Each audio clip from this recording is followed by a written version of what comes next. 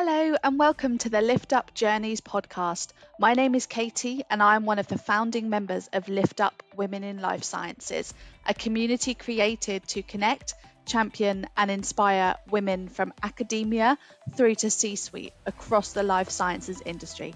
I'm looking forward to sharing with you an inspiring collection of career stories from a group of wonderful women who work in leadership positions across the life sciences industry.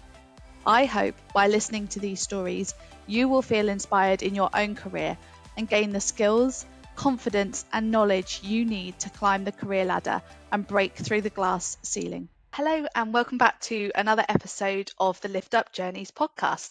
Today, I'm joined by the lovely Snehal Naik. Snehal brings a confluence of regulatory affairs, early discovery, innovation, policy, and scientific expertise to her current hybrid role, which is at Spark Therapeutics. She is Head of Regulatory Policy and Intelligence and a regulatory strategy leader for ocular programs.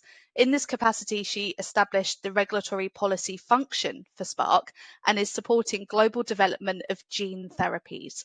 In keeping with her keen interest in influencing gene therapy policy and shaping the regulatory framework for advanced therapies, Snehal co-chairs the Regenerative Medicine Committee at BIO and staffs the Regulatory Affairs Committees of the American Society of Gene and Cell Therapy and the Bespoke Gene Therapy Consortium, along with efforts at the Alliance of Regenerative Medicine and the Innovative Medicines Initiative. With a penchant for exploring the unexplored, she's led biology programs at both Pfizer's Centers for Therapeutic Innovation and Johnson & Johnson's Janssen Incubator, and founded and led a cross-functional gene therapy community of practice at J&J. Snehal graduated summa cum laude with an ABMA in biology from Bryn Mawr College and holds a PhD in molecular genetics and genomics from Washington University in St. Louis, where she completed the cancer biology pathway with the Siteman Cancer Center. We're really looking forward to running through your journey today, Snehal, from your time in these academia all the way through to obviously your role in industry now. So thank you ever so much for joining us. Well, thanks so much, Katie. It's really a pleasure to be here. I think it's a privilege to get to tell your story and to reach a wider audience than I think you ever could have individually. So really, just thrilled to be here and chat through some of the things I've learned. Absolutely. Well, let's get started at the very beginning for you then. So, tell us a little bit about what life was like for you when you were younger. Going to school, was there any particular point in time where you felt really interested in moving into a particular career, or were there maybe particular subjects that you really enjoyed when you were younger? Yeah, I mean that is really truly where my story starts of the journey that has brought me here. So I grew up in India. I was born in Mumbai. I went to school, all of my high school in India as well. And right just as I was about to hit high school, actually, is when Dolly the sheep was cloned, and it was big news, of course, all over the world. Even bigger news for me because I was very interested in biology. It was one of my favorite subjects, and there was sort of a default assumption that if you're really into biology, you would go into medicine because that's what Yeah. everybody had seen people do, and it was, of course, a fantastic, noble career to have. Um, and I think that was sort of my default path until this news hit and I started reading about, well, what is genetic engineering, what does it mean, what is cloning. There was, I think, equally as much trepidation and sort of ethical questions when people first started thinking about cloning as there was excitement. And I think for me, it really just opened my eyes to the fact that there's so much more that you can do with biology, and there's so many more types of careers out there. And I sort of, from the moment I read this, it was like, genetic engineering sounds really cool. Surely there's a way to use it to alleviate human disease in some way, right? To Yeah. actually apply this to humans in the future. So I started researching, well, so what does it take to have a career in genetics? What does it mean to do research? I realized pretty quickly that I think I would probably have to study abroad because while there were programs in India, there was a lot of focus at the time on sort of food technology. So it was more genetic engineering around crops. Um, well, there was the microbiology aspects of it and sort of the infectious disease aspects of it. But neither of them sort of spoke to me in the way that I imagined sort of genetic research going forward. And so that kind of kicked it all off for me. You know, I applied to colleges in the United States for my undergraduate program, went on to graduate school to get my PhD, you know, very much did the heads down lab research for many, many years.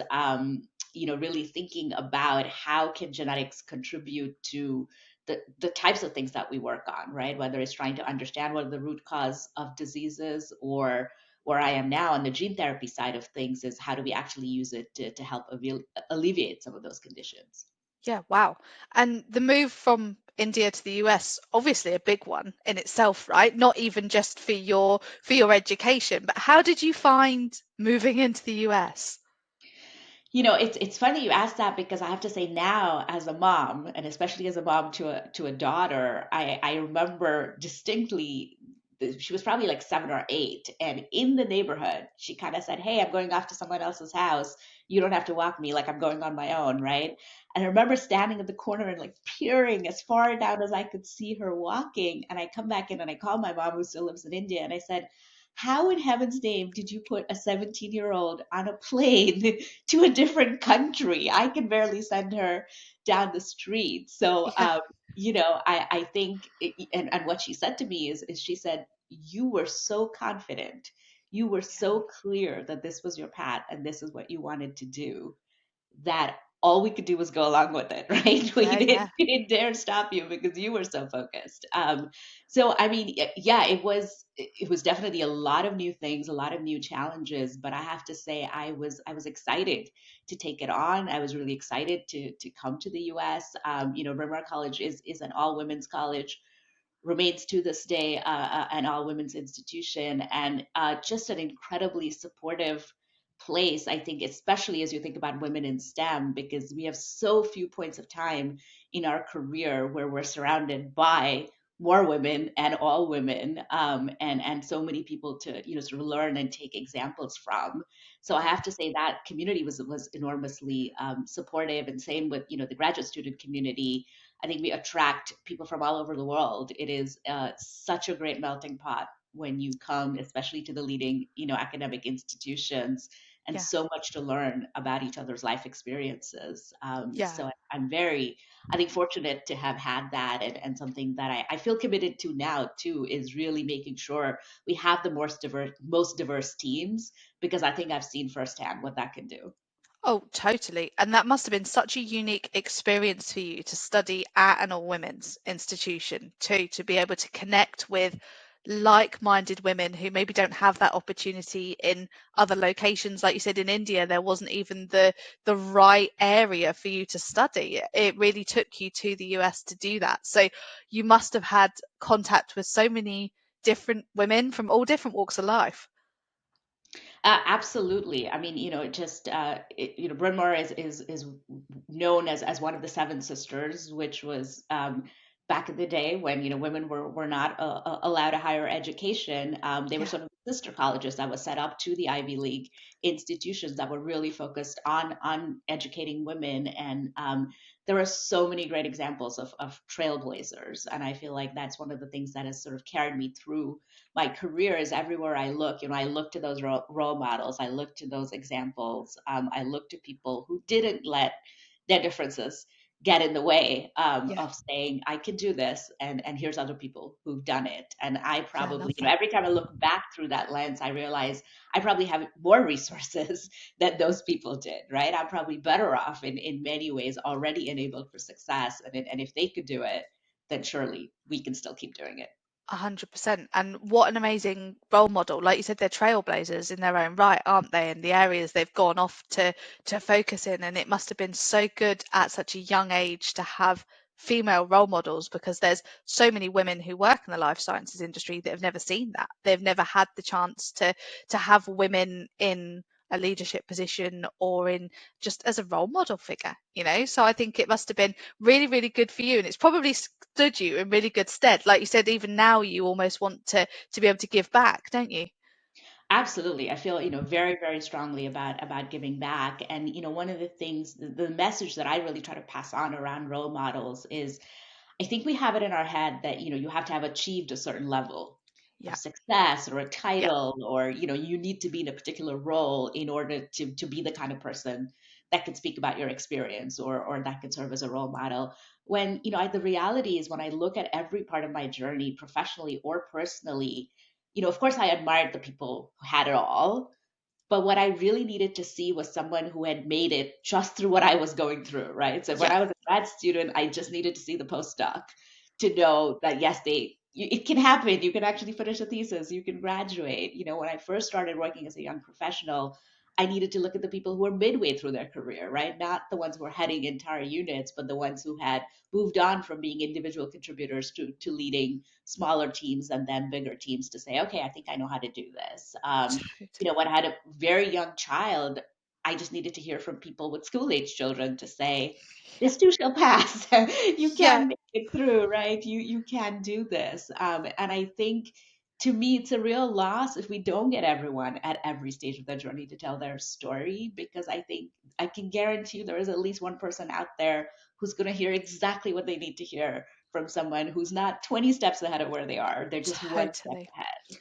Totally. And I think we've seen that with so many of these other podcast episodes that we've been really sharing recently, is that actually your role model doesn't have to be a woman in the C-suite. It, like you said, it could be someone who is maybe one level ahead of you, or maybe they achieved a particular project, or they might even be the same level as you in a business, but they could be in a different location and therefore they've achieved something in their project in that area. So yeah, I love the way you define it. And I think that's definitely something that we should all take forwards, is that you can have role models of all different levels and experiences. And your role model can change in time, right? Like you said, if you've got a young child, you might just want to see someone who has seen their children progress in school for a few years. So I can totally relate to what you're saying. And your, obviously your PhD was, I mean, it's fascinating. Tell us a little bit what your experience was like being so lab based. You said you were so head down when you were studying for your PhD. Yeah. So, my PhD was in genetics and genomics. I was very fortunate to again be at, one of the leading institutions where, in addition to the graduate school and the Department of Biology and Biomedical Sciences, Washington University also has a medical school, and they had a hospital and clinical centers. To me, that was just fantastic perspective, because, research can get very detail oriented, and we sort of go very deep and into depth about, you can have your one protein or your one gene of interest, and really study everything there is to know about it. I think for the kind of person that I am, it is really important to have both that larger perspective, which gives meaning, which gives purpose to the things that we are doing, and then really starting to understand, and therefore I need to learn this domain or this area, really, really well, and do, the most conscientious job I can to do that. But to always tie it back to, what is the need, what is the change that we're trying to make in the world. And I think being in that environment where it was, medical students together with graduate students together with patients. I know you mentioned the Siteman Cancer Center pathway in my bio. That was a really unique experience, because it took graduate students, so not medical students, but graduate students in the PhD program, and we actually got to shadow, some of the practicing oncologists, in everything that you were doing. So, at one point, I was in an operating theater where they were removing Yeah. a very large tumor from a patient, and, I distinctly remember the impression that makes on you when you think of the impact that's having on that person's life, and being able to collect those experiences and always carry that patient focus, with you. So I think the research, just learning the scientific method was incredibly important. I think it is, if you really want to have a career in research, I think going through that training, is very important. Being frustrated through your research, realizing what it takes to really get to answers, on the fact that, we don't always get the answers, even when, we give it our best, right? That are truly questions that are still unsolved today that so many people are working on, and they're all brilliant minds. So it's not like there's anything that they're not doing, but it is truly the nature of just how amazing and wonderful human biology is for us to be able Absolutely. to get through it. I think that training has really stood me in very good stead throughout my career.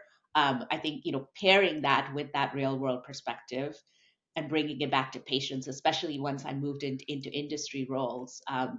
I think every company, if you look at their values, you look at their mission, anyone who's making therapeutics really wants to have that patient centricity, right? They want to bring it back to who are we doing this for and Yeah. why. And I think the more I progress in my career, I've realized that it's not just buzzwords, right, on a Yeah. wall or in a logo.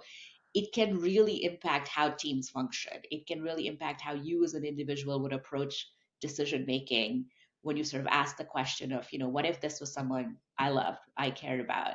How would I progress this to really make a difference for them? Yeah. Um, and I think that is so powerful in terms of purpose, in terms of motivation. I think it also gives you resilience in an industry that is ever changing, and especially in the modalities that I work on. It is a very dynamic field.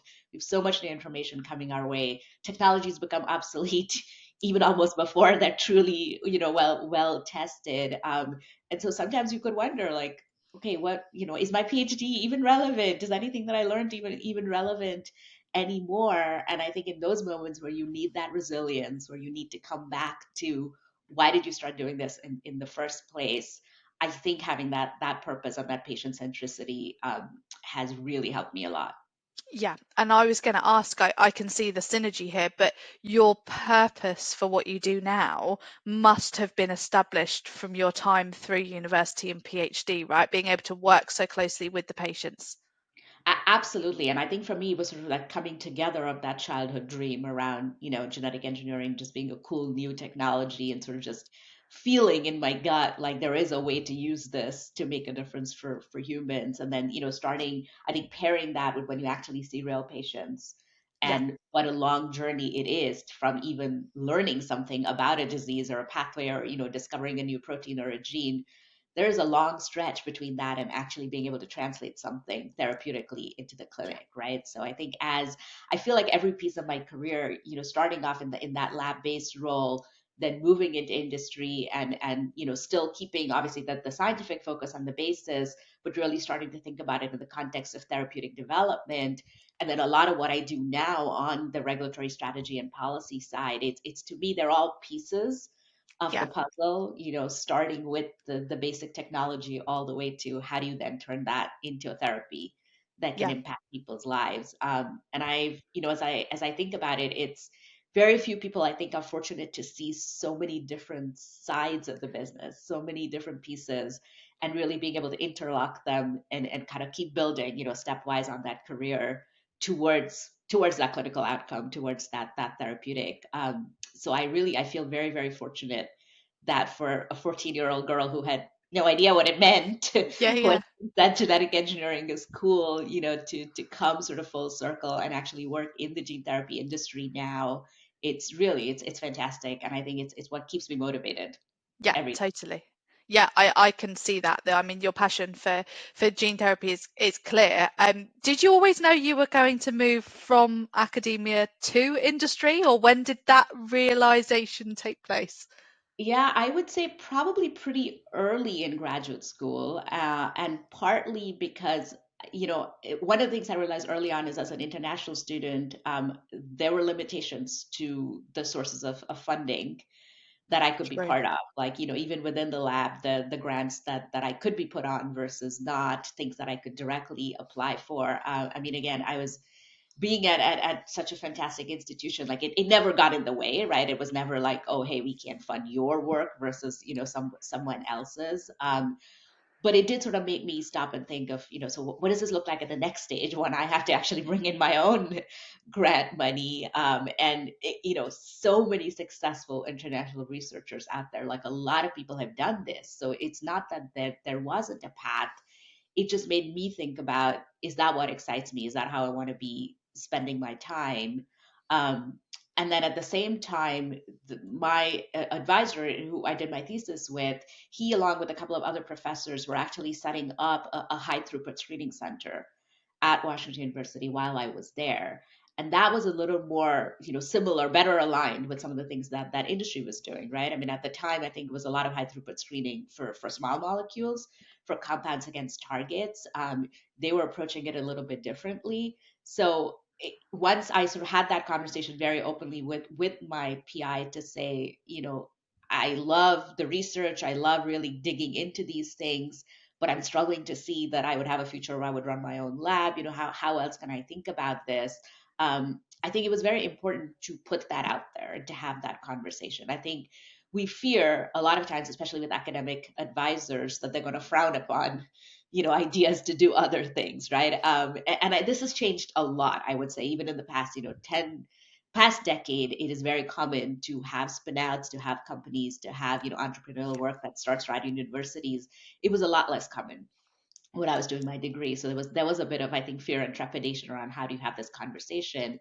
But I'm very, very glad that I did, because it allowed him then to shape my projects and the opportunities he gave me in a way that I was able to work, through the setting up of the high throughput center, of actually running a screen, so that when I graduated, I was actually very marketable for industry, probably more, definitely more than I would have been, had I sort of done the traditional project that I may have had in mind at this outset, and maybe even more, I think, than sometimes people who had an industry degree and then an industry postdoc.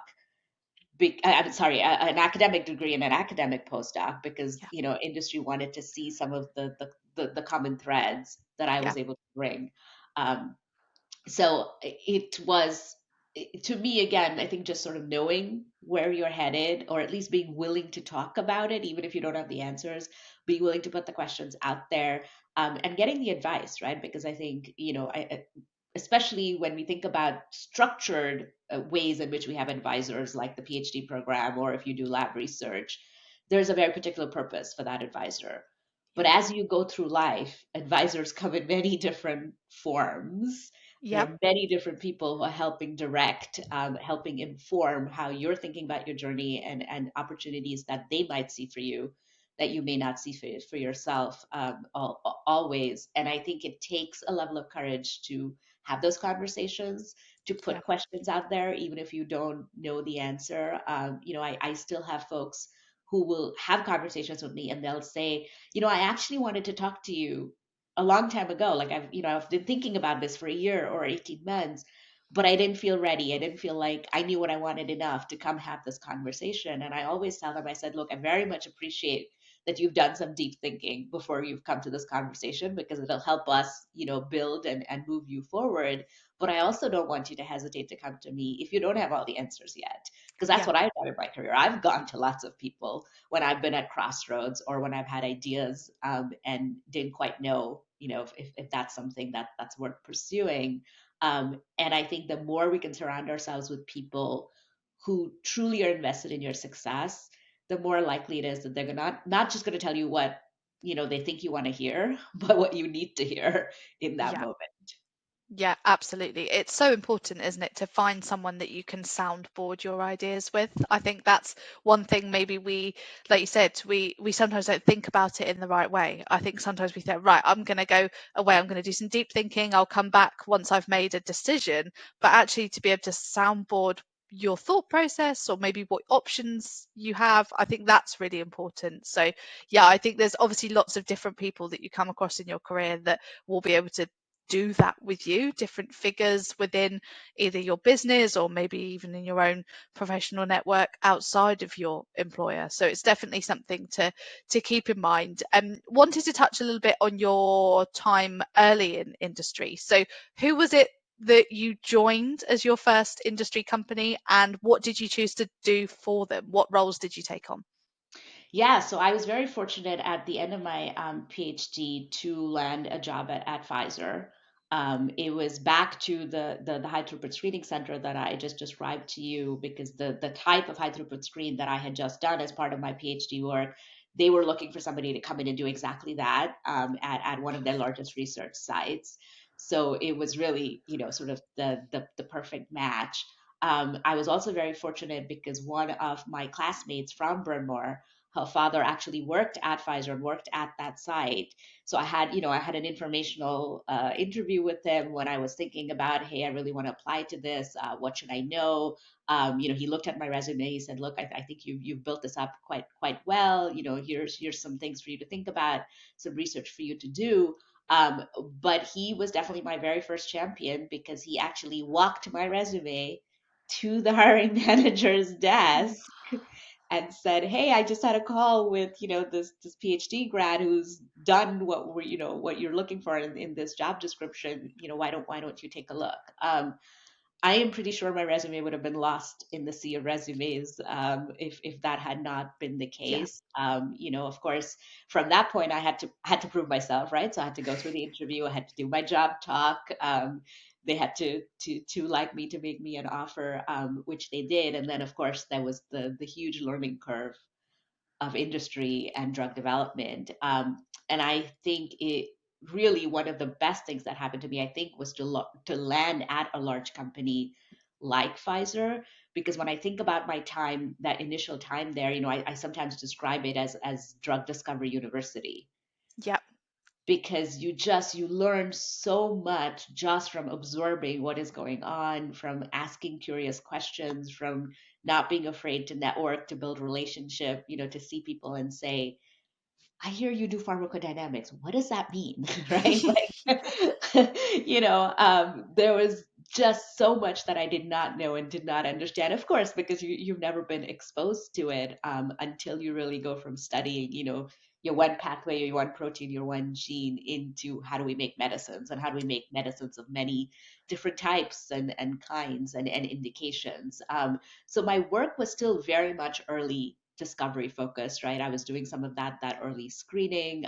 We were looking at I was working with the very quickly soon after with the neuroscience team and specifically looking at Alzheimer's disease because we were trying to understand, can we better use genetics and genomics data to find new targets that some of the same targets have been around for a very very long time and many different therapeutic approaches were about to be tried or being tried, but there was always this question of what else could we learn. So it was again a really good ability for me to really take what I knew, the expertise that I had sort of on the genetic side and the lab research side, but always with this larger question of in mind of we're going to have this impact on this disease, on this future patient population at one point. Yeah. So it was still very lab based. It was still very, I would say, for the most part, basic research, but now in this larger context and umbrella that I felt connected to, and I felt that I was starting to understand some of the pieces. I would say it wouldn't wasn't going to be, I think, until I actually moved all the way into regulatory affairs, so sort of two jobs Yeah. later, that I truly started to work on things that were in the clinic, right? That were actually being worked on with human volunteers and human subjects. So I think that itself is also a journey, right? The more I learned, the more I said, okay, I really like this piece. I understand how it fits, but now I'm interested in the next piece. Yep. For me, that next piece that came after the early Pfizer work, what was the Janssen incubator. That Yep. was a completely, I would say, unique, probably never to be recreated opportunity in the sense that it's still built on the expertise that I brought in. They were looking for a biology lead at the time that I joined that venture. But it was a fantastic experiment they had done where they basically had solicited research proposals from internally from scientists who were already at J&J, and they said, if we like one of these ideas, what would happen if we gave it dedicated funding and resources for a couple of years? So just like you would seed a venture externally, but instead of doing Yeah. it externally, they were doing it with internal scientists. And that's at the point at which they were looking for a biology lead because it was actually a chemist who had applied and gotten his proposal selected. So they had him in Oh, place, they had a business leader in place, and the missing leg was, biology lead to really say, how do we test, yeah. the chemistry that we're thinking about, where is it going to be applicable? And it was a totally different approach from sort of the traditional pharmaceutical mindset at that time, which was always you started with a target, you started with a very specific gene, protein, enzyme in mind, and then said, I want to find a medicine that works against this. This was a totally different approach where we actually didn't know what indication it would be impactful in or what it would work against. And so they actually wanted someone who had that broader biology mindset, who had that screening mindset, and it wasn't about being a deep expert, in one pathway or in one signaling protein. Um, and that was a great fit for me because, I Yeah. was always looking for that big picture wherever I was going. It was also, I would say, one of the roles in which I by far learned the most because it was this small three-person venture. Even though officially I was the biology lead, I was also alliance manager, with all the Yeah. places that we were doing those experiments with. We had to come up with a budget. We presented to the board of directors every 3 months. They put us through this entrepreneurship boot camp, which was all about if you actually were going to spin out and raise money on your own, how would you pitch this idea? Just things that, even in my wildest dreams, I think a lab scientist would not have been Yeah. exposed to. And here I was basically getting all this training and learning in a sort of like concentrated dose. Yeah. And I think by far has made me a better business leader Yep. wherever I sit, because I think it's given me an understanding of everything else beyond the biology that goes into the process that we have to follow. And it also, I think, for the first time, gave me the confidence to say, I can take on new things because here's something that I knew almost nothing about coming in. It was even based on the job description. You have some sense of what it was going to be, but they were very clear. This is a venture. It can evolve very quickly. It is time bound. No guarantees. And just to be able to say, I'm okay with that. I'm okay with taking on something new and learning. I think that experience was really critical for me to then, eventually make the move into regulatory and Yep. say, I'm okay with learning something new all over again now because I've done it before. I think I can. I think I can start over and still use what I bring and add to it and build from there. Yeah, and that leads us on really nicely. I was going to ask about the move from obviously your role here, where you were biology lead, into regulatory. What was it about regulatory that stood out to you that thought, I'm going to give that position a go? So it was actually not the what, this is definitely a who. So it was really a very critical mentor at the time who was, she was part of a different program, but associated with that larger incubator umbrella. Yeah. And she, when we initially started talking, she was a fantastic mentor. She gave great advice. And I said, here's where I am. I'm in the incubator. I want to make more connections across the company. I know the incubator is time bound, so at some point I'll have to think about what I want to do next. And all of our initial conversations, she was just a really great connector. She would put me in touch with other people. She'd say, "Hey, talk to this person. Have you ever considered this?" And then as we started progressing more and more, and of course she was in regulatory affairs, so one of the things we did talk about is I asked her, what do you do, and she sort of described it to me, and I said, well, that's interesting. How about you connect me with some other people in biology, right? So Yeah. I think my mindset was very different when I was in those conversations with her, but she was obviously putting pieces together, and she knew at the time, that they had started to do some early cell therapy work. I think she anticipated, cell and gene therapy becoming more of an area of interest for the company, for more programs coming in. And at the time that when there was actually a position that became available in her team, she's actually the one who put the pieces together and said, look, you have a genetics background. We actually need that here. We know regulatory really well, but this is going to be deep scientific expertise in a way that's different than we've Yeah. engaged with other teams. I think we need someone who speaks both languages, to be able Yeah. to go across. Um, we can teach you the regulatory piece if you're willing to try. So that sort of was just, I think, an amazing opportunity because here's somebody who actually saw potential, right? There was at that time no demonstration because I had not worked in regulatory. I mean, she had seen me through the incubator, she had seen me present, I think she had a sense of what my capabilities were, but she'd never seen me in the role that she was thinking of at least inviting me to apply to that role for.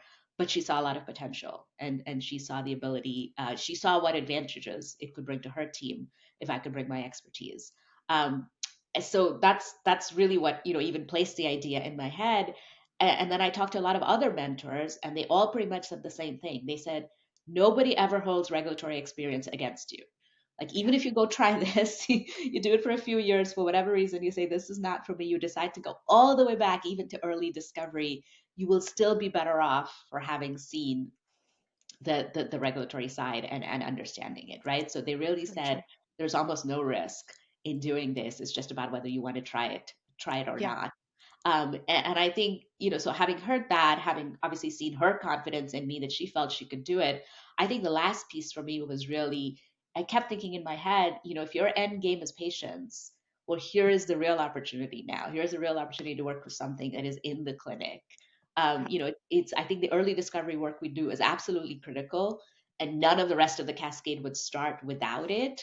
But you do feel a little bit like you're just handing it off to somebody and you don't know where it's going after that, yeah, right? Versus regulatory, and especially in the gene therapy area, because it is a function that truly touches everything from early discovery all the way up to, even the approved drugs that are yeah. now available. So it was a fantastic way, I think, for me to see it all and see all the pieces come together. And honestly, be willing to start over, be willing to try something new and see if it sticks. And it definitely did. It stuck. I was going to say it's definitely stuck because you were with the obviously the Janssen team in the regulatory department for a number of years and then chose to move on to Spark about 4 years ago now, I believe. Tell us a little bit about your journey from Janssen to join the Spark Therapeutics team. Yeah, so I think the learning again, it goes back to sort of like, the fundamentals and where you train. The learning that I got when I first joined the regulatory team at Janssen, being, such an experienced organization and having seen so many different drugs and types of modalities through, it was just fantastic. I was sort of learning on the job. So I had, a program that I was actually contributing to, and at the same time, learning sort of all of the basics. And then the additional piece, which was really a bonus, which I didn't know going in, is because cell and gene therapies was sort of such a small part of the business at the time, the team that was doing the regulatory strategy was also representing us externally on a lot of the policy conversations. So thinking not just about, how the company's own products, but the overall framework of how Yeah, it's evolving and how will we be ready for the cell and gene therapies of the future. How do we work with regulators to really create an easier path for some of these therapies? And so my mentor, who was the head of the group at that time, who had suggested me applying and hiring me in, she was the voice in most of those forums, representing us, and she would always bring back learnings, and then she would come back to me to get sort of more of the substantive talking points, things that you needed to dig deeper into. And that became an even closer partnership, to the point where then I was going out and representing the company on some of these discussions and yeah, forums, and having more and more of an active role in some of those, the organizations, as you shared in my bio at the beginning. A lot of these are multi-company organizations or consortia that come together to have these discussions.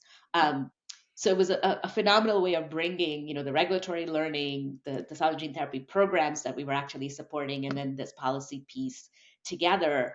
And I think that is what appealed to Spark, right? The ability to bring not just a regulatory strategy and the program experience, but someone who could put some structure around that policy function, and actually make it a mainstay.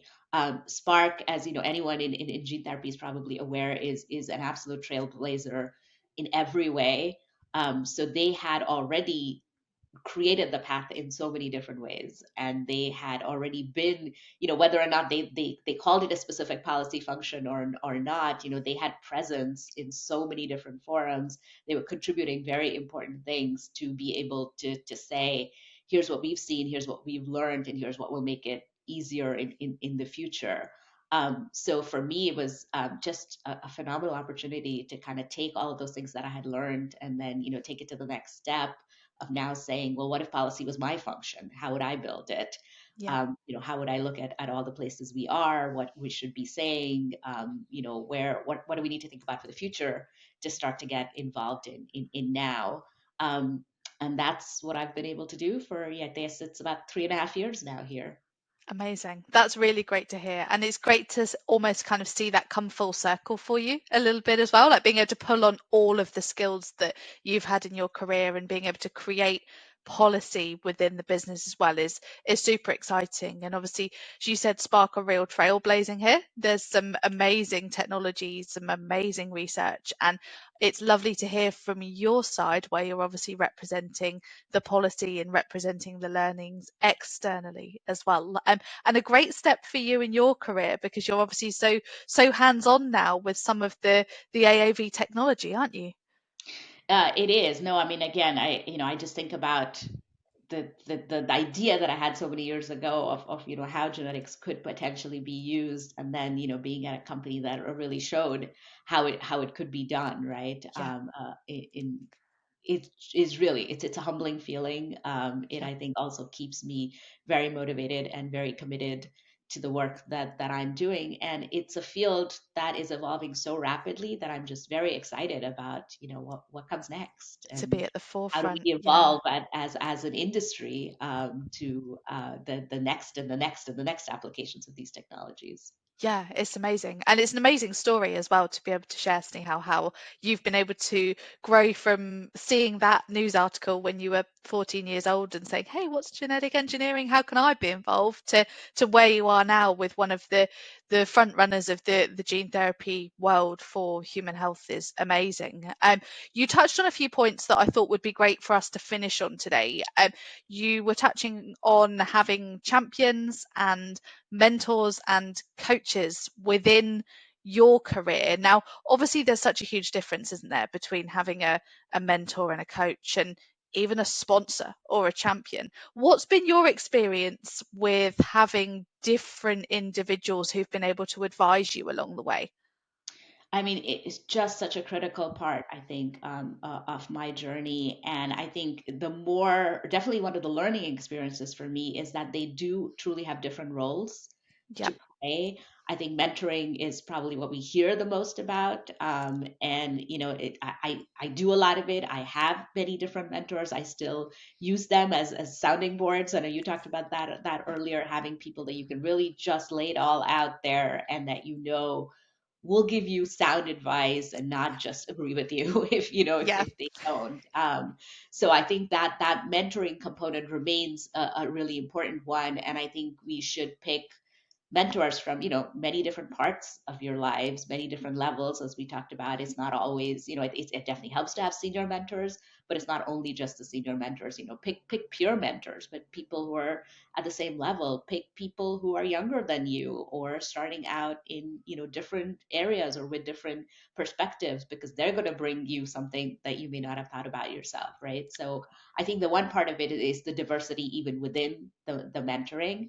And then the other, as you mentioned, is I think sponsors are honestly something that we either don't understand well enough or don't utilize really. And I think to me the difference is, with a sponsor, there's actually skin in the game, right? It is your the best sponsor protege relationships, I think, is where you own a piece of something that's directly contributing to that business. You're somehow impacting the top line, the bottom line of their franchise, or making a real difference in what they need to achieve. So your good performance is directly tied to what they can help move forward. And I think in return they have access to rooms that even like your manager would not have access to. They have access to potentially projects and assignments that people may not, you may, other people may not have naturally thought to say, hey, let's give this opportunity to this person. But having a sponsor who has that view, who sees how you're contributing directly to their success, is now able to say, hey, here's somebody who's done really well in this setting. Why don't we give them additional opportunities, in another setting? And then not only are they making that suggestion, but I think the key part to me with sponsors is, again, because they're skin in the game, they're actually committing to helping you succeed, right? Because your success is eventually going to lead to their success. So they're not just going to offer you the opportunity and then leave you kind of high and dry to figure it out. They're going to be there to lead you through that. And I think that it's can be, it almost has to be organic, because unlike mentoring where I think you can ask for someone to be your mentor and say, how would you feel about this relationship? The sponsor relationship does it's built its roots in business, right? So Yes. I Yeah. think you have to have some amount of I think capital already built in a way that you can use. And then your sponsor has so much more capital, right? Part of which they're basically willing to put to use to help give you more visibility or more traction.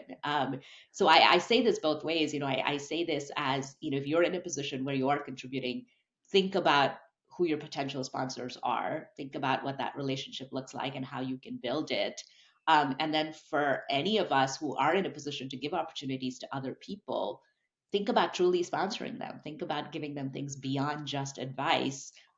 Be willing to put yourself on the line to give someone an opportunity because it could really pay off, right? And I think being in that right mindset when you know you're in that sponsor protege relationship, you're definitely committed to delivering. You're definitely Yeah. committed to learning, committed to making the most of it. So I think it can also just be a great motivator for folks to say, hey, I have an opportunity. I think it would be good for you. Let's try Yeah. this. Yeah, absolutely. And it's obvious from your own career journey the impact that people have had in supporting you and with your curiosity and almost with you feeling brave enough to ask for help and advocating for yourself, I think is really important too, isn't it?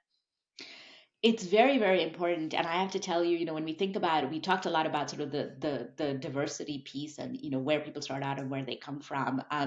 Culturally, that's not a piece that's been easy for me because, I come from a culture which is very much if you put your head down and you do a good job, you will be rewarded or people, Yeah. you will be seen.